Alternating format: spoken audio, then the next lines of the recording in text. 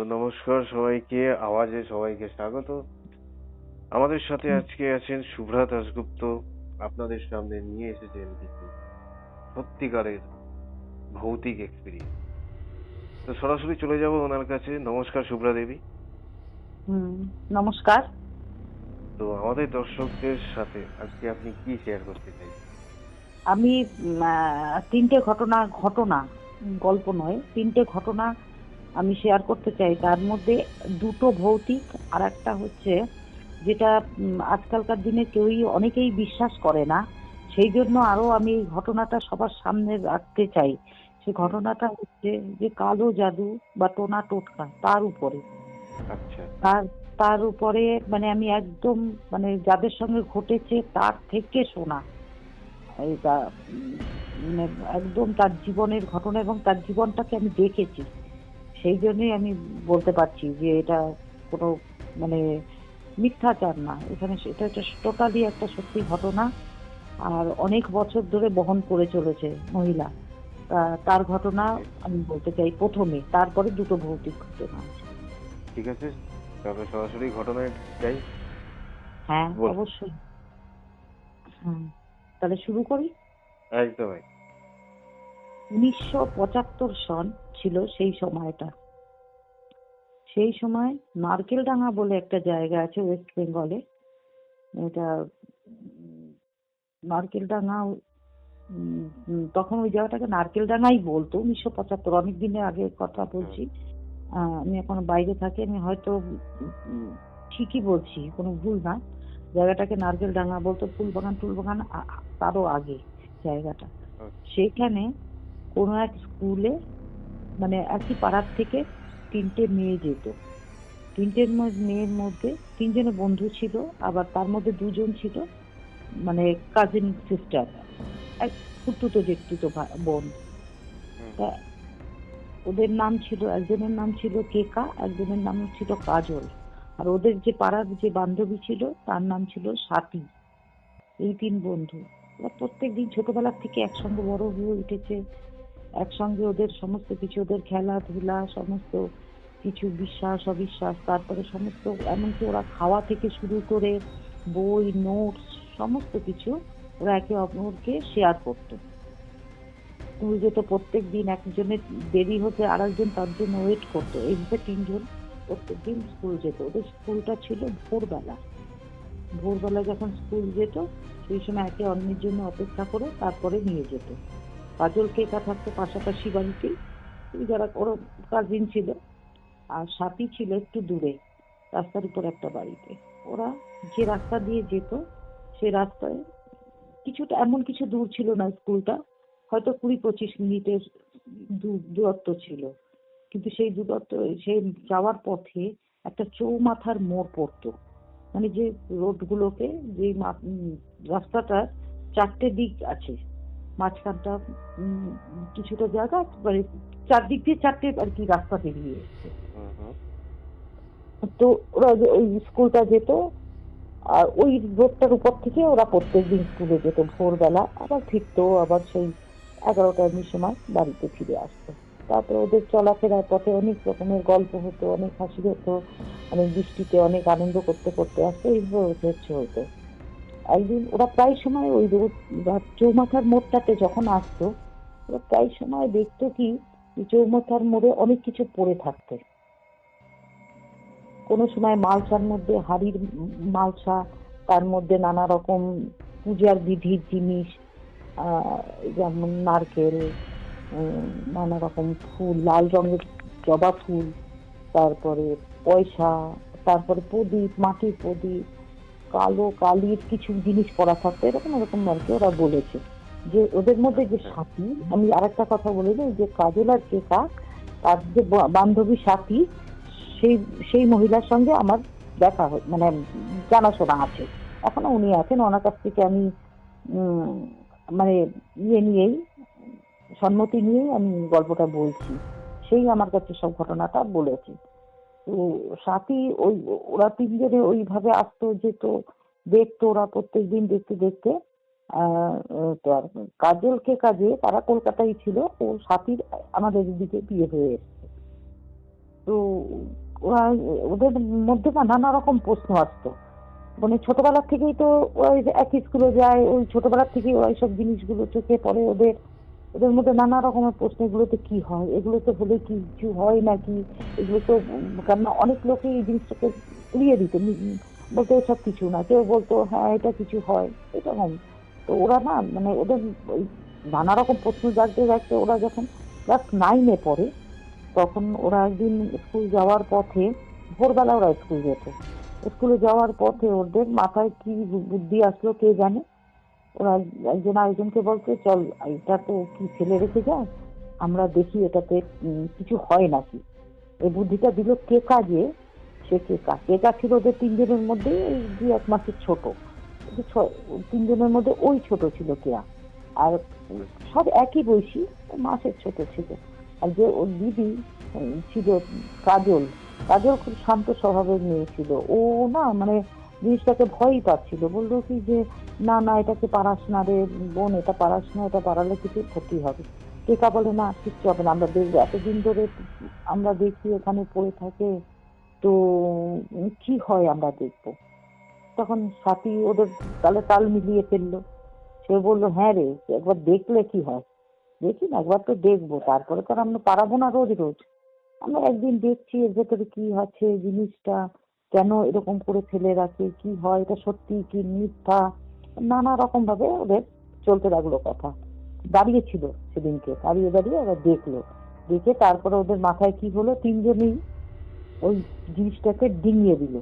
প্রথমে কে কাকে ওটাকে ডিঙালো, লাফ দিল, কে কার দেখা দেখি কাজল ডিঙালো, কাজলের দেখা দেখি সাথী ডিঙালো, তিনজনেই ডিঙিয়ে খুব হাসি। বলে আমাদের কি হলো, কিচ্ছু হয়নি না, কিচ্ছু হয়নি। আশপাশ থেকে কত গাড়ি, কত ঘোড়া, কত কি চলে গেল, কত মানুষ, কারো খেয়ালই পড়লো না যে এই তিনটে মেয়ে কি করছে। ওরা কিন্তু ওটা ডিঙিয়ে ওদের খুব আনন্দ হলো যে আমাদের তো কিচ্ছু হয়নি, আমরা তো ভালো আছি, আমরা তো একটু ডিঙালাম, কি হলো আমাদের। এই করে তারপরে ওরা স্কুলে চলে গেল যথারীতি।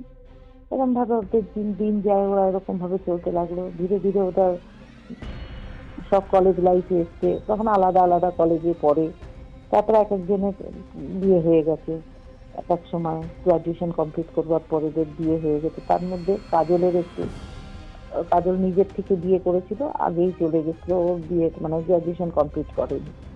আর সাথী আর কেকা করবার পরে তারপরে ওদের বিয়ে হয়।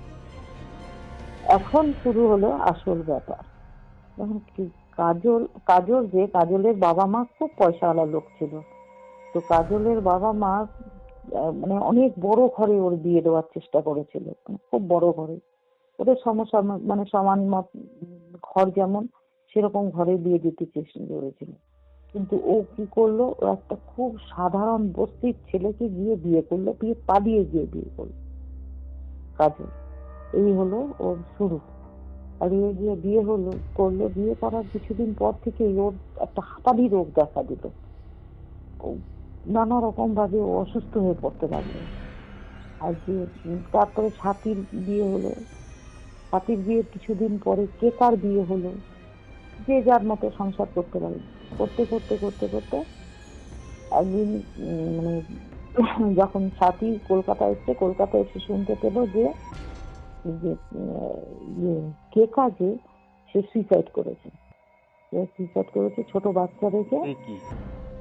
রাজধানী এক্সপ্রেস আছে না, রাজধানী এক্সপ্রেস নারকেলডাঙ্গার উপর থেকে একটা রেল লাইন গেছে, সেই রেল লাইনের ওখানে ও সুইসাইড করেছে সাথী শুনতে পেতে।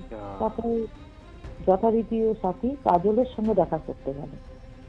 কাজলের সঙ্গে দেখা করতে গেল পরে কাজলেরও দেখলো যে মানে সব দিক দিয়ে খারাপ।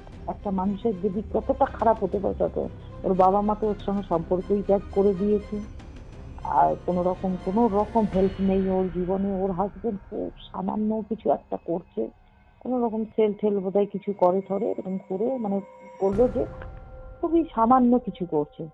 আর সবচেয়ে বড় কথা, ওর যে হাজবেন্ড, কাজলের যে হাজবেন্ড, সে তারপর না তখন ওই কেকা সাথী যে সে কাজলকে জিজ্ঞাসা করলে কি হলো, কেকা কেন মারা গেল, বলে তো খুব বিচ্ছিরি ব্যাপার হয়েছিল। বলে কি ব্যাপার, বলে ওই কেকার যে সবচেয়ে ছোট বোন, সেই বোনের সঙ্গে ওর হাজবেন্ডের কোনো অ্যাফেয়ার শুরু হয়ে গেছে।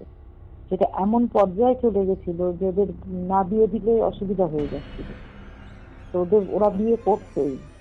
সেই সেই কারণে ও সুইসাইড করে নিয়েছে, কে কাজল। ইস, তারপর আমি কাজলকে বললাম, তুই কেমন আছিস? তা ওই একই টাইপেরই, আমার অবস্থা ওই একই টাইপের। সবারই লাইফে একটা প্রবলেম আসছিল কোনো না কোনো ভাবে। হ্যাঁ, ওর হাজবেন্ড প্রচন্ড মানে ড্রাঙ্ক, মানে ড্রিঙ্ক করতো প্রচন্ড। তারপরে নানা রকম মানে অসৎ কাজের সঙ্গে যুক্ত, মানে দু পয়সা কামাবার ধান্দা না, অসৎ কাজের সঙ্গে হুম। যুক্ত হয়ে গেল। এবং ওই ছেলেটিও, ওই যে কাজল ছিল, সেও ওর আর এক খুঁড়তুতো বোনের সঙ্গে তার একটা গলদ সম্পর্ক। সমস্ত পাড়ার লোকেরা এই নিয়ে জানে এবং খুব বদনাম হয়ে গেছে। ও খালি বোধহয় বেঁচেছিল শাশুড়ির জন্য, শাশুড়ি ভীষণ ভালো মহিলা ছিল, মানে ও সুইসাইড করতে গেছিল অলরেডি, ও করে বাহ, ফেলছে। আর এই হলো দ্বিতীয়টা। তারপরে সাথী আর কি এইসব শুনে শুনে ওরও মন টন খারাপ, ও আর কি বলবে, কেন ওর জীবনটাও হচ্ছে ওই একই পরিস্থিতিতে পড়া। সাথীকে মানে আমি তো নিজে দেখেছি সাথীকে। সাথীকে হাজবেন্ড ভীষণ ড্রিঙ্ক করতো এবং যার পর নয় বলে যে মানে ছেলেটিকে কেউ যেখানে থাকতো সেখানে কেউ পছন্দ করতো না ছেলেটিকে, মানে সবাই না ওদের এড়িয়ে চলতো এই এলাকার লোকেরা। কোনো রকমে কষ্ট ঠষ্ট করে ও ছিল, মানে বেঁচে আছে। ওরও ওই রকম হয়েছে এবং ওকে কেরোসিন তেল ঢেলে গায়ে আগুন লাগিয়ে দিতে গেছিল। কেউ পাড়ার কেউ মানে দেখতে, ছেলেটা। কেউ পাড়ার, হ্যাঁ, যে সাথী তার হাজবেন্ড। ও এটা নিয়ে বাবা। পুলিশ কেস একটা পুলিশ কেস হয়েছিল। সেটা তো আমি জানতাম যে পুলিশ কেস হয়েছিল। তখন তারপরে কোনো সময় আমাদের কাছে এই গল্পটা ও বলেছে সাথী, ওর ওরকম কেরোসিন তেল মানে ঢেলে দিয়েছিল। সেই নিয়ে যখন খুব গন্ডগোল হলো, পুলিশ টুলিশ এসে, কেন পুলিশ এসছে কেন পুলিশ এসছে, তখন সাথীর সঙ্গে আমাদের মোটামুটি ভালো বন্ধুত্ব ছিল। সাথী তাকে ঘটনাটা বলেছিল যে এই এই ঘটনার জন্য এই হয়েছে। তার মানে এই তিনটে মেয়ের জীবন কিন্তু এক, মানে একটা মানে বলে না একটা লাইনে লেখা গল্পের মতো হয়ে গেছে এখন। সেটা মানে নিয়ে হ্যাঁ, একটা যতদিন তো সিনেমা আছে ফাইনাল ডেস্টিনেশন, একদম শুনে মনে হলো যেন ওই রকমই ঘটনা শুনেছি। তাই। আচ্ছা, যাই হোক, সেই হওয়ার পরে এখন মানে তিনজনের, একজন তো মরে গিয়েছে, বেঁচে গেছে। আর যে দুজন, সেটা আর দুজন দগ্ধে দগ্ধে মরছে। আর দুজন দগ্ধে শুধু দগ্ধে একটা মরছে জিনিস ডিঙাবার জন্য পুরো কটা জীবন একেবারে একেবারে ডিস্ট্রয় হওয়া হলো। তিনটে মেয়ে। আর কাজল, কেকা, সাথী তিনজনেই খুবই মানে মানে বলে না স্টাবলিশড ঘরের মেয়ে ছিল। আর তিনজনের জীবনেই এরকম এরকম চূড়ান্ত দুর্গতি নেমে এসেছিল। তো এটা কি ওই জিনিসটা, সেই যে ছোটবেলায় ক্লাস 9-এ থাকতে পারিয়ে লাফিয়ে ওটা মানে হুম, হুম। ডিঙিয়ে গেছিল, সেই জন্য হলো কি না, মানে ওটা মানে এখন যে সন্দেহটা ওখানে গিয়ে দাঁড়িয়েছে সাথীর, যে হয়তো আমরা ওই জিনিসটা ডিঙিয়েছিলাম সেই সময়, সেটার জন্য আমাদের হয়েছে এই কথাটা। সে সব মানে অনেক সময়ই আমাদের কাছে মানে চলতে ফিরতে হয়তো ঘটনাটা উঠলে বা কোনো কথা উঠলে, কোনো সময় হুম, দুঃখ হুম, অনেক সময় হুম, শেয়ার করে আমাদের কাছে। তো তখন আমাদের কাছে বলেছিল যে হয়তো আমার ওই জন্যই কিছু হবে। এটা কি আর আর পরিবর্তন কি আর কবে আর হবে? এখন তো আমার মানে 1975 সনের ঘটনা, তার মানে এখন তার বয়স হয়েছে, ভালো রকমেরই বয়স হয়ে গেছে। হুম, হুম, বিয়ে এখন তো অনেকটাই বছর পেরিয়ে গেছে। বেরিয়ে গেছে। আর লোকটা এখন ঢুকছে নানা রকম রোগে, যে মানে যার সঙ্গে সাথীর বিয়ে হয়েছে না, সে নানা রকম রোগে ঢুকছে। আর যে কেকার যে হাজবেন্ড, সেও লিভারে নানা রকম প্রবলেম তার হয়ে গেছে। মানে ওরা জীবনে কেউ কোনো দিন শান্তি পায়নি, কোনো দিন শান্তি পায়নি। মানে মানে চূড়ান্ত খানে কষ্ট আর দুঃখ ছাড়া আর কিছু পায়নি। ওই জন্য সবসময় শান্তি মনে করে যে কিসের জন্য হলো, আমার কি এরকম কোনো ঘটনা, এটা লাফিয়েছিলাম, ডাক দিয়ে গেছিলাম ওটার জন্য কি? আমারও এখন অনেক আমি এসব বিশ্বাস করতাম না। ওর দেখে তিনজনের ঘটনা শুনে আমার এখন মনে হয় কি জানি, এটার থেকে তো না। ঠিক ঠিক ঠিক ঠিক হতে পারে, এমন এমন জিনিস থাকে যেগুলো হ্যাঁ, শুনে বিশ্বাস করা যায় না, কিন্তু বাস্তবে সেগুলোর অনেকটাই এফেক্ট পড়ে লাইফে। যেমন হ্যাঁ, অনেক। দোকানে থেকে যখন হ্যাঁ, লেবু ছুঁড়ে মেরে দেয় রাস্তার মধ্যে, হ্যাঁ, সেটাও হ্যাঁ, কিন্তু হ্যাঁ, একটা হ্যাঁ, নেগেটিভ এনার্জি বহন করে। হ্যাঁ, হ্যাঁ, সেটা সেটা যখন বলছি। লোকে পাড়িয়ে যায়, সেটার থেকেও যে পাড়াবে তার মধ্যে নেগেটিভ এনার্জিটা পুরো ট্রান্সফার হয়ে যায়। হুম, তো এই ধরনের লেবুও পাড়ানো উচিত না, এটা স্পিরিচুয়াল সায়েন্স বলছে। হুম, হুম, হুম। হয়তো অনেকে বিশ্বাস করে না, কিন্তু আমার মনে হয় এই জিনিসটা যদি মানে কিছু লোক শুনতে পারে, এই ঘটনাটা, তাহলে হয়তো যারা লোকরাও যারা সাবধান শুনছে হয়ে তারা যাবে। অবশ্যই সাবধান থাকবেন এবং দেখে শুনে রাস্তাঘাটে চলাফেরা করবেন। এই মানে ধরনের জিনিস একজনের বলে হতে পারতো, ঠিক দুজন, তিনজন, তিনজন, তিনটি মেয়ের জীবন এক। ঠিক ঠিক ঠিক এইটাই। হয়তো এমন লোককে কাটাতে গিয়ে কিছু এইরকম অ্যাক্সিডেন্ট কেসের লোককে কাটাতে গিয়ে হয়তো এই 3 দিনের ধারে পড়ে যায়। একদম একদম। এই জন্যই রাস্তাঘাটে একটু সাবধানে চলাফেরা করতে হবে। এই ধরনের হ্যাঁ, কিছু সন্দেহজনক জিনিস দেখলে একটু এড়িয়ে চলতে হবে, যাতে নিজেকে সেফ রাখা যায় এবং সেফ থাকা যায়। সত্যি হুম। ঘটনাটা খুব প্যাথেটিকই ছিল। তো এরপর আমরা কি শুনছি আপনার কাছ থেকে? এরপর হচ্ছে 1980 সালের 1980 সালের একটা ঘটনা।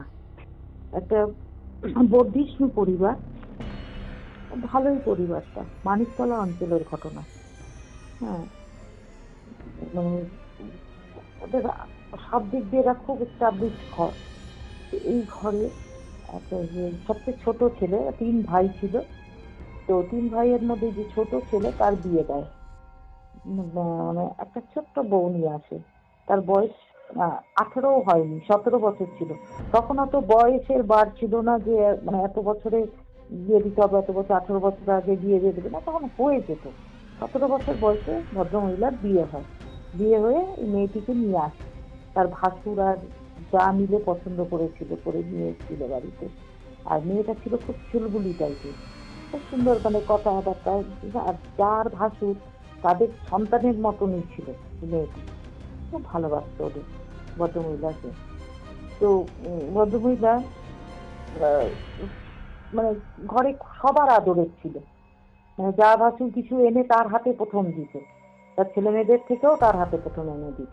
এবং এবার আর তার যে ওই মেয়েটির যে মানে বাবা মা, তারাও কিছু মানে এনে বা যে মিষ্টি আনতো, যখন এই বাড়িতে আসতো, যখন শ্বশুর বাড়িতে আসতো, তখন চা ভাসুরের হাতেই দিত। মানে এত দুঃখ, ফ্যামিলির মধ্যে এতটা সুন্দর একটা সম্পর্ক গড়ে উঠেছিল। আর নিজে যাও ছিল, ভালোই ছিল, এই 3 জায়ের মিলে সংসারটা সুন্দরভাবে চলছিল। ওকে। একসময় কি হলো, তো কোনো একটা কারণে এই যে ভদ্রলোক ছিল, ভদ্রলোক ড্রিঙ্ক করতো। যে এই করা নিয়ে আর কোনো হয়তো একটা কোনো অসৎ কাজের জন্য মহিলা গায়ে আগুন দিতে গেছিল। গায়ে আগুন দিতে গেছিল, তখন বাড়ির লোকেরা তাকে বাঁচিয়েছিল। এবং বাড়ি বাঁচাবার পরেও তাকে বলেছিল যে তুমি এটা কিন্তু করো না, এটা কিন্তু গলত কাজ, একবার তুমি যদি কিছু করো ওটা কিন্তু বারবার ঘুরে আসতে পারে। একটা ওদের বাড়ির একজন যে আহ কুলো পুরোহিত, সে কিন্তু এই কথা তার কানে গেছিল, সে বলেছিল কিন্তু সাবধানে রাখবেন। যে একবার এই জিনিসটা আর আগুনটা সবচেয়ে বেশি টান, আগুন আর গলার দড়িটা। তখন সবাই ওকে খুব সাবধানেই রাখতো, সবাই তো ভালোই আচ্ছা বাসতো। আচ্ছা আচ্ছা। হাজবেন্ড কোনো তো একটা অন্যায় হয়তো করে ফেলেছিল, হাজবেন্ড যে ভালোবাসতো না তা না, কিন্তু করেছিল কোনো অন্যায়। তো সেটার পরে সেটা খুলে বলতে আমাকে মানা করেছে, যার জন্য আমি বলছিলাম। তারপর এরকম ভাবে ওদের মানে ওরা ঠিকঠাকই সব চলছিল, তখন আর কোনো প্রবলেম হয়নি। তারপরে যে 1980 সাল যখন, তখন ভদ্রমহিলার আগে দুটো বাচ্চা ছিল এবং থার্ড বার কনসিভ করে। এই কনসিভ করবার সময় তখন তার মনে হয় যে এই বাচ্চাটা তাদের না রাখাই ভালো। এই চিন্তা করে, কারণ ওই দুটো বাচ্চাও ছোট ছোটই ছিল তখন। বড় বাচ্চাটা ছিল বছর 7 মতো, আর ছোট বাচ্চাটা ছিল তখন 2.5 বছরের। তো এই বাচ্চাটা আর মানে রাখতে চাইনি ওরা, সেটাকে করতে অ্যাবর্শন করতে গেছে। অ্যাবর্শন করতে গিয়ে মারা গেছিল ভদ্রমহিলা। ওটা কোনো রকম একটু খারাপ হয়ে গেছিল। তারপরে মারা যাওয়ার পরে মানে তখন তার মেয়েটার যে বাপের বাড়ির লোকেরা যে দোষ দিল, আগে একটা ঘটনা তো ঘটে গেছিল, কিন্তু সে আবার দোষটা দিল এদের শ্বশুরবাড়ির লোকেদের। আর মেয়েটির মা ভর করতো, শিবের ভর করতো, এই যে তোমার মানে মহাদেবের। তো উনি ভর করে অনেকের অনেক কিছু কাজ টাজ করে দিত। কিন্তু যখন মারা যাওয়ার পরে বডিও দেখেনি, উনি এসেছিলেন, কিন্তু এসে যাওয়ার পথে কাঁদতে কাঁদতে যাচ্ছে আর বলছে এই বাড়ির একটা একটা করে লোককে শেষ করবো, একটা একটা করে মেয়েকে বউকে শেষ করবো এই বাড়ির। এটা কে বলছে? যিনি ভর করতেন সে বলছে? হ্যাঁ হ্যাঁ, ওই বউকে, ওই যে বউটা নিয়ে এসছেন, যে মারা গেল আর কি, তার মা বলছে এই বাড়ির একটা একটা করে বউ আর মেয়েদের শেষ করবো, কাউকে মানে আমি থাকতে দেবো না, শান্তিতে থাকতে দেবো না এই বাড়ির লোকেদের, বলতে বলতে যাচ্ছিল। সেটা অনেকেই শুনেছে, ঠিক আছে কোনো ব্যাপার না, উনি তো চলে গেছে, সব ঠিকঠাক হয়ে গেছে, সব কাজ টাজ হয়ে যাওয়ার পরে ভদ্রলোক যে ছোট ছোট দুটো বাচ্চা করবেই বা কি, বোধহয় মাস খানেক পরে আবার একজন বিয়ে করে এনেছে। এই যে বিয়ে করে আনলো, বিয়ে করবার পরে বাড়িতে অদ্ভুত অদ্ভুত কাজ শুরু হয়ে গেছে, ঘটনা ঘটতে লাগলো। ইয়ে করতো কি, এদের না একটা বাড়ির পেছন দিকে একটা নিম গাছ ছিল।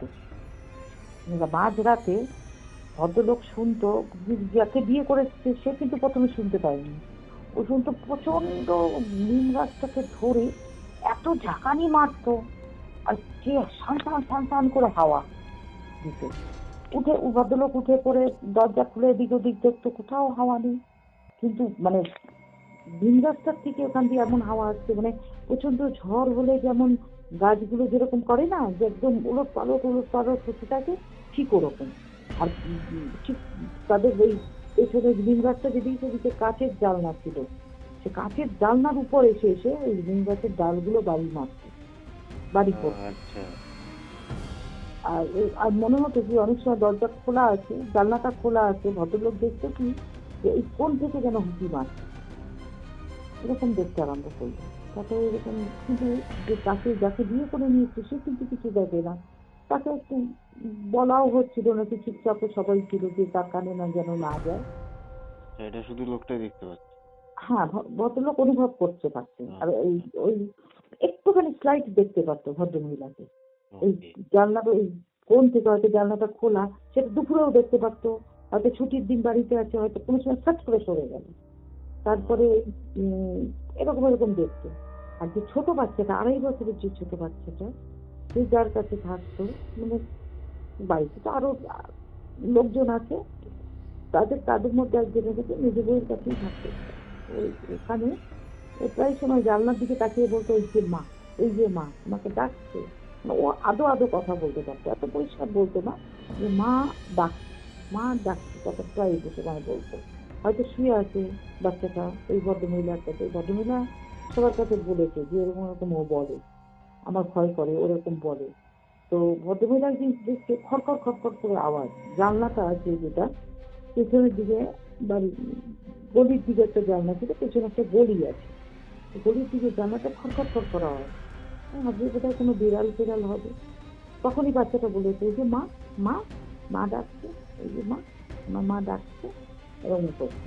তখন ভদ্রমহিলা খুব ভয় পেয়েছে, বাচ্চাটাকে কোলে থেকে সব থেকে বেরিয়ে চলে এসছে। উনি কিন্তু কিছু দেখেনি, আওয়াজটা শুনেছে, বিড়ালেরও আওয়াজ হতে পারে এই ভেবেছে, এরকম সবসময় বাচ্চাটা বলছে।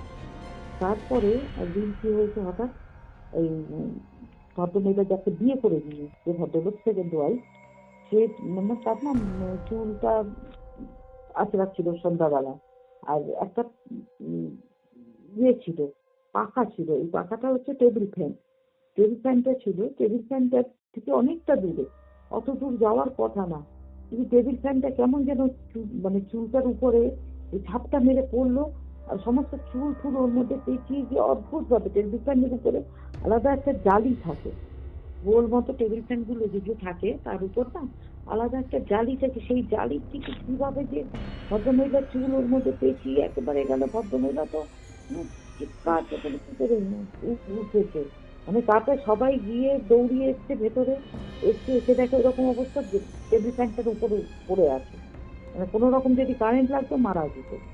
তারপর সবাই গিয়ে সেই চুল কেটে তাকে বার করে নিয়ে আসতে হয়েছে ফোনটা ফ্যানটার থেকে, এরকম পরিস্থিতি। তারপরে আর প্রাণে তো বেঁচে গেলেন। হ্যাঁ, আর একদিন কি হয়েছে, আর একদিন ওই ঘরে টিভি আনা হয়েছে। ভদ্রমহিলা খুব টিভি দেখতে, সিনেমা দেখতে ভালোবাসতো। তো কোনো কারণে ভদ্রমহিলার ঘরে প্রথমে টিভি আনা হয়নি। বাড়িতে তো আরো যা ভাসুর ছিল, অন্য ঘরে হয়তো এসছে, ওই রুমে আসে। তো এই নিয়ে জিদ করতো হাজবেন্ডের সাথে যে আমার টিভি চাই, আমার টিভি, ঘরের ভেতর টিভি লাগাও। তখন লাগাতে পারিনি। তারপরে ওই ঘরে টিভি রাখা হয়েছে। টিভি রেখে তার উপরে না না টিভিটা রাখা হয়েছিল। টিভিটা রেখে সন্ধ্যাবেলা চালাবে এবং তোড়জোড় করছে যে টিভিটা চালাবে, নিয়ে আসা হয়েছে, এটাকে দেখতেও তো হবে চালিয়ে। চালাবার সাথে সাথে টিভিটা উপর থেকে পড়ে গিয়ে টুকরা টুকরা হয়ে গেল, এরকম হলো। বাবা! হ্যাঁ, টুকরা টুকরা হয়ে গেল। তারপরে কি হলো, ওটা ওরকম হয়ে যাওয়ার পরে আর এদিকে তো ওরকম প্রায় সময় হতো। তখন বাড়িতে যে এদের যে বড় ভাই, 3 ভাই ছিল না, 3 ভাইয়ের যে বড় ভাই সে ছিল ডিফেন্সে চাকরি করতো। তার খুব মানে সাহস ছিল খুব। সে বললো একদিন যে আমি তো ওকে খুব ভালোবাসতাম, আমি তো আমাকে সন্তানের মতো দেখতাম না, ওর যদি কোনো দুঃখ থাকে, কষ্ট থাকে, তাহলে আমাকে বলবে, আমি ওর সঙ্গে আমি কথা বলতে চাই, আমি ওর সঙ্গে কিভাবে কথা বলবো, আমি কথা বলতে চাই। সবাই মানা করলো, কিন্তু সে শুনলো না। সে একদিনকে রাত্রেবেলা ওই নিম গাছটার তলায় চেয়ার পেতে একদিন না, কমসে কম 5-6 দিন গিয়ে বসলো, কিন্তু কিচ্ছু নেই, কোথাও কিচ্ছু দেখতে পায়নি, কোনো গাছ নড়ানড়ি করেনি, কোনো মানুষ দেখেনি, কোনো ছায়া দেখেনি, কিচ্ছু না। তখন ওই কয়দিন ওই ভদ্রলোক যে আর কি, যার বউ, সেও কিন্তু বলেছে যে আমি কোনো রকম এই কয়দিন দাদা যে কয়দিন বসছে নিম গাছের নিচে, আমি কোনো আওয়াজ পাচ্ছি না, কোনো আওয়াজ পাইনি। উনি ছাড়া আর কেউ এগুলো এক্সপেরিয়েন্স করছিলেন? ওই ভদ্রমহিলা খড় করে আওয়াজ পেয়েছে, বাচ্চাটা বলে ওকে। এখানে মা আছে, এখানে মা আছে, এই এখনো পর্যন্ত আর কেউ অনুভব করেনি। আচ্ছা। এবার কি হয়েছে, এবার ওই ভদ্রলোক যে হাজবেন্ড আর কি, তার মাথায় আসলো কি আমি আমার স্ত্রীর ফটোটা, একটা ফটো মানে আঁকিয়ে বাঁধিয়ে রাখবো, এটা ওনার মনে হলো। মনে হওয়াতে এদেরই এক ভাই, কাজিন ব্রাদার, সে থাকতো কাছাকাছি, তাকে গিয়ে বললো যে সে আর্টিস্ট ছিলেন, মানে খুব ভালো, মানে মানুষের পেন্টিং করতেন। তাকে গিয়ে বললো, দাদা আমার একটা ছবি এঁকে দাও, আমি আমার ঘরে রাখবো। আমি বললো ঠিক আছে, করে দেবো। উনি প্রফেশনাল আর্টিস্ট ছিলেন, করে দেবো, ঠিক আছে। তারপরে সমস্ত কিছু রেডি টেডি করে উনি শুরু করলেন আঁকা। উনি গভর্নমেন্ট সার্ভিস করতেন। উনি দিনের বেলাতে চাকরিতে যেতেন, সন্ধ্যার সময় বাড়ি ফিরে এসে হাত মুখ ধুয়ে আঁকা শুরু করতেন, মানে অনেক রাত পর্যন্ত ছবি আঁকতো। আর ওনার যে মিসেস ছিল, উনি ছিল কোনো স্কুলের টিচার। ভদ্রমহিলা খুব রাশভারী ছিল। আচ্ছা। আর ভদ্রলোক ওরকম ইয়ে করতেন। আর ওনাদের কোনো ছেলে মেয়ে ছিল না, ঘরেই রয়েছে, ওদের এই কাজকর্ম নিয়ে ওরা থাকতো। একদিন ছবি আঁকছে, সেদিনকে না তোমার বেশ বাইরে বৃষ্টি হচ্ছিল। বৃষ্টি হতে হতে বৃষ্টিটা একটু কমে আসতে, ঝোড়ো হাওয়া দিচ্ছিল। তারপরে টিপটাপ করে বৃষ্টি হয়ে চলেছে। ওই ভদ্রলোক না বৃষ্টি খুব ভালোবাসে। উনি আর্টিস্ট মানুষ তো, ওনার মানসিকতা, ওনার যে বলে না যে মনের যে ইয়েটা থাকে অন্যরকম, একটু ভাবাবেশে থাকতেন উনি। তো উনি সিগারেট খাচ্ছেন এক হাতে, আর এক হাতে ওই সবে তো শুরু করেছে পেন্টিংটা করছিল। করতে করতে সেদিনকে না বাইরে জানলাটাতে হঠাৎ প্রচন্ড, মানে কেউ যদি হাত দিয়ে ধাক্কা মারলে যেরকম আওয়াজ হয়, ঠিক সেরকম আওয়াজ পেয়েছে। এসে জানলাটার সামনে দাঁড়িয়েছে, দেখলো কিছু নেই, বৃষ্টি বৃষ্টি পড়ছে, এই টুকটাক বৃষ্টি পড়ছে। এই করতে করতে বেশ কয়েকদিন, তারপর আর কোনোদিন কিছু এর মধ্যে আর শোনেনি। দিন 15-20 হয়ে গেছে না, ওকে বানাতে তো অনেকটা টাইম লাগে। হয়ে যাওয়ার পরে ওনার এখন চোখ আঁকার পালা। চোখ আঁকতে যখনই বসে, হয়তো অসুবিধা হচ্ছে বা আর ভদ্রমহিলার চোখটা ছিল ব্রাউন কালার, একদম ব্রাউন, যেটা ফর্সা, একদম খুব ফর্সা, সুন্দরী ছিলেন। আর চোখটা একদম ব্রাউন কালারের, বড় বড় চোখ। তো এইখানে মানে যখন চোখটা আঁকতে গেছে, চোখটা আঁকতে গিয়ে অনেকটা আঁকার পর যখন মণিটা আসছে, চোখের পাশের আশপাশের যে আইলাইনার, মাস্কারা ফাস্কারা কি সব দেয় ওনার, ইয়েগুলো দেয়, চোখের পলকটা, এইসব আইডেসার ফেসার গুলো দিচ্ছে, কিন্তু তারপরে লাস্টে আর কি মণিটা আর কি আসছে চোখে। ওরা দেখি মণিটা লাস্টে আসে। যাই হোক, আস্তে আস্তে প্রচন্ড ভয় পেয়ে গেছে। হচ্ছে মানে ছুটে গিয়ে হাতের তোমার ওটাকে বলে না ব্রাশ, ব্রাশটা পেন্সিল সব ছেটে ছিটকিয়ে ফেলে দিয়ে ছুটে ওর বউ যে ঘরে সোনার নিচের শোয়া থাকতো সেই ঘরে ছুটে গিয়ে ওই নিচের উপর পড়েছে। সেই ঘর পড়ে সাংঘাতিক। এত ভয় পেয়েছে চোখটাতে। তো নিচে নিচে কি হয়েছে কি হয়েছে, তোর ভদ্রমহিলা উঠেছে, উঠে বলছে কি হয়েছে, তুমি এরকম ভাবে কোনোদিন করো না। বলে আর আমি ওই ঘরে ঢুকতে পারবো না। কেন? বলে আমাকে দেখছিল। দেখছিল? কে দেখছিল তোমাকে? বলে আরে আমি যার ছবি আঁকছিলাম সে দেখছিল আমাকে। আমাকে দেখতে এমন ভাবে তাকিয়েছে তুমি বিশ্বাস করতে পারবে না। কোনো ভদ্রমহিলা উঠে বলে দাদা আমি যাবো তো, এরকম তোমার মনে ভ্রান্তি কি করে হবে? তোমরা ভীষণ কল্পনা প্রবণ লোক, এইসব বলে চলে বকে থেকে ভদ্রমহিলা এসে দেখে যে সমস্ত কিছু ছড়ানো ছিটানো রয়েছে, ছিটিয়ে দিয়ে চলে যাবে ভয়ের চোখে। তো সব কিছু গুছিয়ে রেখে ভদ্রমহিলা অবস্থান ছিল, কিছু দেখেনি, কিছু করেনি। তার খুব বকাবকি করতে করতে ভদ্রলোককে এসে আবার যখন তাহলে শুয়ে পড়ো, অনেক রাত ধরে ছবি আঁকছো, আস্তে আস্তে মানে চেঞ্জের চোখটা চোখটা হচ্ছে মানুষের একটা শরীরের সবচেয়ে ভাইটাল পার্ট না, ওটা ওটার উপরে তো তোমার মানে বলে না যে ছবিকে জীবন্ত করে তোলে একটা চোখ, সেই চোখটাই উনি খুব সুন্দর আর্টিস্ট ছিলেন, এত ভালো আঁকতো। তো উনি সেখানে আরো ভদ্রমহিলা বলছে এদিকে ওই বাড়ি থেকে ভদ্রলোক যে ওই যে মারা গেছে আর কি, তার যে হাজবেন্ড, সে প্রায় সময় বলছে আর কতদিন লাগবে দাদা, কতদিন লাগবে, কনফার্ম করছে হয়তো বা কিছু করছে, তারপরে বলছে না যে কি হয়েছে। তারপরে ভদ্রমহিলা একদিন, ভদ্রমহিলা না ভদ্রলোকই অফিস থেকে এসে তারপরে আবার শুরু করলো আঁকতে, অন্য জিনিস আঁকছে, অন্য চোখের দিকে আর যেতে চাইছেই না। তারপরে যাই হোক আবার শুরু করলো। সেই দিনকে মানে ওর দিকে তাকিয়ে খালি চোখটা তো ওরকম করেছে, মানে দাঁত খিচিয়ে আসছে, ছবিটা এরকম লাগছে, মানে আমি তো এরকম দাঁত খিচানো ছবি আঁকিনি। বলে আবার ভয় পেয়ে গেছে, ভয় খেয়ে পেয়ে ছুটে এসছে। ছুটে এসছে তখন ভদ্রমহিলা বলছে এরকম ভাবে তো পাগল হয়ে যাবে, ছবি আঁকবে না, আঁকতে হবে না তোমাকে ছবি।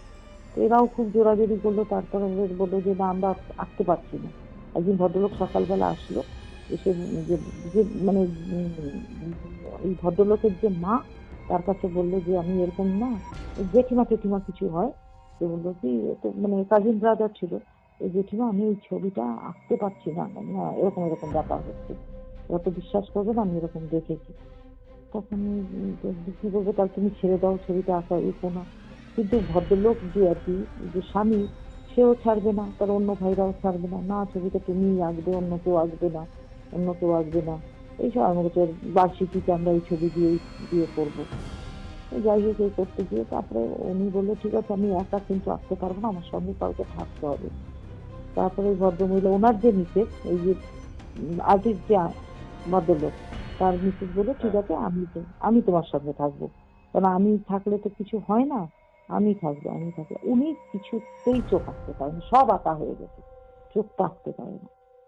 তারপরে যে ওনার মিসেসকে বসিয়ে রেখে সানডে দিনের বেলায় ছবিটা এঁকেছিল, ঠাকুরের এই মানে হনুমানজির ছবি রেখে, তারপরে কোনো রেখে এসব করে ঠরে তারপরে করেছিল, করে তারপরে কোনো রকমের সেই চোখ কিন্তু ঠিক মতো আঁকা হয়নি। চোখ মানে অ্যাকচুয়ালি ওনার আঁকতে পারেনি সেই যে ওই চোখটা আঁকতে পারেনি। ও কিন্তু অ্যাকুরেট, ভদ্রলোক অ্যাকুরেট আঁকতো, কিন্তু ওই কালার অন্যরকম করে ফেলেছিল। ওর কালারটা ছিল, ভদ্রমহিলার চোখের কালার ছিল তো ব্রাউন কালারের, একদম চোখে না হলদেটে ব্রাউন হয় না, ওই রকম কালারের চোখ ছিল। আর উনি এসেছিল তো, উনি কালার দিয়ে ফেলেছিল নীল, হালকা নীল। বলে আমি পারবো না ওই কালার দিতে, করতে পারিনি। ওই ছবিটা হয়েছে, কিন্তু সেই ছবিও মানে বার্ষিকীর আগেই ছবিটা দিয়ে গেছিল।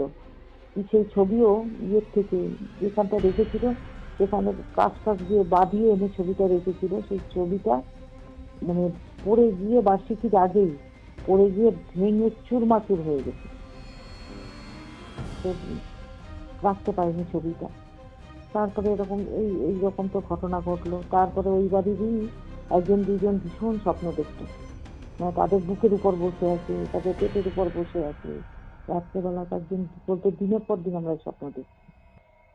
এরকম ঘটনা ঘটেছে। কিন্তু তারপরের থেকেই এই বাড়িতে অল্প বয়সী মেয়েরা, অল্প বয়সী বউরা মারা গেছে এই বাড়িতে। বাবা, এখনো অবধি ওরা সেই রকম এখনো প্রবলেম এখনো ফেস মৃত্যু করছে? এখনো মৃত্যু লীলা চলছে। বাবা, সাংঘাতিক। সাংঘাতিক অবস্থা। ওই বাড়ির সেখানে মানে শান্তি বলে একটা জিনিস না, বাড়িটা একটা বিরাট বড় বাড়ি, এটা বাড়ি ছিল। বাড়িটা বিরাট বড় বাড়ি, যদি বাড়িটাকে মানে কি খাঁকা করে, খাঁকা করে, একটা রুম খাঁকা করে। কি মর্মান্তিক। হ্যাঁ, এই ঘটনা। মানে এত প্রতিশোধ দেখা যায় না, এইভাবে যে প্রতিশোধ নিতে পারে দেখা যায় না। এখন কে করছে, ওই যে ভদ্রমহিলা অভিশাপ দিয়ে গেছিল সেই করছে না ও করছে, ঈশ্বর জানে। ওরা অনেক রকম মানে এই যেরকম সাধারণত ঘরের লোকেরা যেরকম করে সেরকম করেছে। অনেক সত্যনারায়ণ পুজো, অনেক এই পুজো ওই পুজো করেছে, বার্ষিকী করেছে, কিন্তু কিছু হয়নি। যেটা হওয়ার হয়ে গেছে। প্রথম ও মারা যাওয়ার 39 পরেই, যে মারা গেছে যখন, তার পরে 2-3 বছরের মধ্যেই 39 বছর বয়সে এক ননদ মারা গেছে। তারপরে কেউ আর 50 বছর পায়নি ননদ গুলো। তারপরে বউ মারা গেছে এবারই, মানে ভীষণ বিচ্ছিরি। মানে আমি এখন পুরো ঘটনাগুলো আগ যাদের মারা ফারা গেছে বলছি, এখনো মৃত্যু লীলা চলছে। এর সমাধানের জন্য কেউ সাহায্য করেনি বা কারোর কাছে যাওয়া হয়নি এর হয়তো ওরা সমাধানে? যায়নি, হয়তো ওরা যায়নি, বা বলছে তো পুজো টুজো করা হয়েছিল, কিন্তু হয়তো প্রবলেমটা এতই বড় যে সাধারণ পুজো আচ্ছা করে কিছু হবে না। কি জানি ভদ্রমহিলা ভর ফর করতো, যেটা সন্দেহ করে গেছে যে এখন তো শাশুড়ি টাশুড়ি আছে কিনা জানি না, ঠিক নেই বোধহয়। কখনো তো কখনো সমস্যা এমনই বড় হয় যে তারপরে সাধারণ অনেকে পুজো আচ্ছা এই করে যে হয় না। বিশ্বাস জিনিসটা, হুম হুম, বিশ্বাস জিনিসটা তো অনেকে ঠিক করে না, না। ঠিক ঠিক ঠিক। ওটাও একটা দরকারি জিনিস। ওইটা না হ্যাঁ, থাকলে কোনো কিছুই মানে সলিউশন করা যায় না। না, যখন এত তোমাদের সঙ্গে হচ্ছে তখন তোমাদের তো উচিত ছিল তুমি সেরকম ভাবে কাউকে দিয়ে রেমিডিটা করাও বা কিছু। এ বোধহয় করে না বিশ্বাস। এখন বাড়িটা একটা মানে হতে পারে। দেখতে, হ্যাঁ, ইয়ে লাগে। এই হচ্ছে প্রেজেন্ট ইয়ে। ঠিক ঠিক আছে, চলে আসি এবার আমরা আপনার নেক্সট গল্পে। নেক্সট আপনার কাছে কি আছে? থার্ড থার্ড যেটা 2025 সনের একটা ঘটনা। আচ্ছা, রিসেন্ট। মানে হ্যাঁ, 2025-এ বলছি কোন সময়টা, এই গরম ঠরমের সময়, এই আগস্ট আগস্ট জুলাই আগস্ট মাসের ঘটনা। আচ্ছা ঘটনাটা আগে হয়েছে, মানে হয়েছে মার্চ জানুয়ারিতে হয়েছে, 2025-এর জানুয়ারিতে হয়েছে। আর ঘটনাটা আমি শুনেছি আগস্ট মাসে, জুলাই আগস্ট মাসে শুনেছি আমি। যাদের হয়েছে তাদের কাছ থেকে ডাইরেক্ট শুনেছি। তো ভদ্রমহিলা আমাদের আত্মীয়া। আচ্ছা। ভদ্রমহিলার হাজবেন্ড যেদিকে মারা গেছে, উনি ওরা ওরা যে বাড়িটাতে থাকে অ্যাকচুয়ালি, সেই বাড়িটা হচ্ছে, বাড়িটার জায়গাটার নাম বললাম না আমি, হ্যাঁ ঠিক আছে। কেন তাদের আমি জিজ্ঞাসা করে নিই না, এই জন্য বলছি বাড়িটার নাম বা ওদের নাম আমি বলছি না। তো বাড়িটা 3 তলা বাড়ি, ওদের বাড়িটা, সে বাড়িটা 3 তলা বাড়ি। আর যেমন হয় অনেক দিনের পুরোনো বাড়ি হলে তারপরে বাড়ির লোকেরাও ছেড়ে ছেড়ে এদিক ওদিক সেদিক চলে যায়, যে যার চাকরিতে, যে নতুন ফ্ল্যাট নিয়েছে, কেউ বিদেশে চাকরিতে চলে গেছে, তাই না, ফাঁকা হয়ে গেছে এখন। তো বাড়িতে কিছুদিন আগে, বছর কয়েক আগে, এক ভদ্রমহিলা অ্যাক্সিডেন্টে মারা গেছে। এই বাইক অ্যাক্সিডেন্টে মারা গেছে, কারো বাইকের পেছনে আসতে গিয়ে সে মারা গেছে, পড়ে গিয়ে মারা গেছে। তো তারপরের থেকে অনেক সময় অনেক কিছু ওরা দেখতে থাকতো, আর অনেক কিছু চোখে পড়েছে, বুঝতে পারিনি, হয়তো ছায়া দেখেনি, ভরা বালতির জল হঠাৎ উঠিয়ে যেত, হয়তো যদি ঝরঝর করে পড়ে যেত, এরকম হতো। কারণ ভদ্র যে মারা গেছিল তার হাজবেন্ড তার রক্ত মাখা কাপড় টাপড় সব এনে বাড়িতে রেখে দিয়েছে। সবাই যতদূর আমি জানতাম গঙ্গায় ভাসিয়ে দেওয়া হয়। হ্যাঁ, কিন্তু ভদ্রলোক ফেলেনি। এত বউয়ের প্রতি ভালোবাসা তার যে সে ফেলে নেই, সে ফেলবে না। সবাই মিলে, তার ছেলে মেয়েরা পর্যন্ত তাকে মানা করেছিল, বলেছিল যে ফেলে দাও। সে কারোর কথা শুনে না, ছেলের মাথার কাছে এসে মা দাঁড়িয়ে থাকে। ঘটনা হয়েছে বছর কয়েক আগে, ঘটনা চলছে। তার মধ্যে 2025-এ আমার যে আত্মীয়, তার হাজবেন্ড মারা গেছে। মারা যাওয়ার পরে তো সে রাতে ওঠা, মানে রাতে তারপরের দিন এইসব জায়গায় একটু গ্রামগঞ্জের দিকে রাতের বেলা শ্মশানে যায় না। মানে যে আজকে কারো কিছু হলো তো তারপরের দিন সকালবেলা যাবে, ভোরবেলা চায় বেরিয়ে যাবে, কিন্তু রাতে যাবে না, কেউ যায় না শ্মশানে। তো ও ভদ্রমহিলা যখন এরকম ভাবে আর কি বসে আছে, তখন বলবো আত্মীয় স্বজন আসবে, ও বলছিলাম বাড়িতে অনেকেই নেই। তো ওই ভদ্রমহিলার পরিবার আর 2-4টে পরিবার আছে, সবাই বয়স্ক, কে আর কতক্ষণ কত রাত জাগতে পারে। তা ভদ্রমহিলা যাদের ঘরে তাদের তো জাগতে হবে, সে তার আর এক আত্মীয়াকে নিয়ে আর একটা বাচ্চা নিয়ে ওই হাজবেন্ডকে নিয়ে গাওয়াতে বসে আছে। বসে থাকতে থাকতে হঠাৎ দেখছে, এই জানুয়ারি মাসই ছিল, কিন্তু অত কুয়াশা ওখানে হয় না, যেখানটা ওরা থাকছে সেখানে এত কুয়াশা হয় না। মানে হঠাৎ ওদের বারান্দাটাতে বডিটা ছিল, হঠাৎ দেখছে ঠক ঠক ঠক ঠক আওয়াজ, লাঠি কেউ টুকতে টুকতে আসলে আওয়াজও ওরকম আওয়াজ। তারপর যে আশপাশে কেউ আসছে নাকি দেখতে দেখতে, কে জানে। হঠাৎ দেখলো যে বারান্দাটার সামনেটাতে কুয়াশা ঘিরে রেখেছে, কুয়াশা ভর্তি হয়ে গেল, সাদা টিকটিকে কুয়াশা করতে করতে হঠাৎ দেখছি কুয়াশার থেকে একটা মানুষের চেহারা ভেসে উঠছে।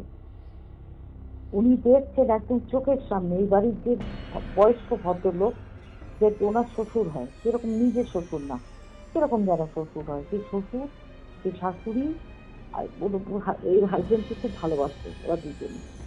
আর যে ভদ্রমহিলা যে মারা গেছিল কিছুদিন আগে বাইক অ্যাক্সিডেন্টে, 3 জন দাঁড়ানো। আর সঙ্গে সঙ্গে দেখে ওর সঙ্গে যে এক আত্মীয় ছিল, সেই আত্মীয়া সে তো মানে ওখানেই অজ্ঞান হয়ে গেছে। আর আর ভদ্রমহিলা কোনো রকমের মানে না, নিঃশ্বাসটা নিতে বোধহয় ফেলতে পারছিল না, এই অবস্থায় মানে স্থাণুর মতো বসে আছে, একদম চুপ স্থির হয়ে গেছে, একদম পাথরের মতো। আর কিছুক্ষণ দাঁড়ালো, যে সে দাঁড়িয়েছে না, ভদ্রলোক যে মারা গেছেন, বডিটার পেটটা হঠাৎ ফুলে উঠলো, একটা বুক থেকে পেট একদম ফুলে উঠেছে, ফুলে উঠলো, অবাক হয়ে গেছে, কিন্তু এর মধ্যেই পেট ফুললো কি করে।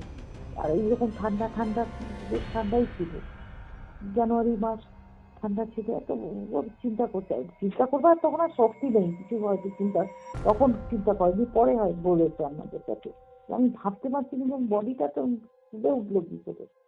তারপরে কিছুক্ষণ দাঁড়াবার পরে তারা 3 জনই ঘুরে একসঙ্গে আবার সিঁড়ি বেয়ে ঠক ঠক করতে করতে, ভদ্রলোকের হাতে একটা লাঠি ছিল, উঠে চলে গেল। আর তখন কুয়াশা কেটে গেল, আর ওনার পেটটা যেটা ছিল ফুলে উঠেছিল, সেই পেটটা আস্তে আস্তে আস্তে আস্তে আস্তে আবার যেমন তেমন হয়ে গেছে। এটা একদম মানে সত্যি ঘটনা, এটা একদম মানে নিজে বলেছে ভদ্রলোকের যে স্ত্রী, উনি আমাকে বলছেন, উনি আমাদের আত্মীয়।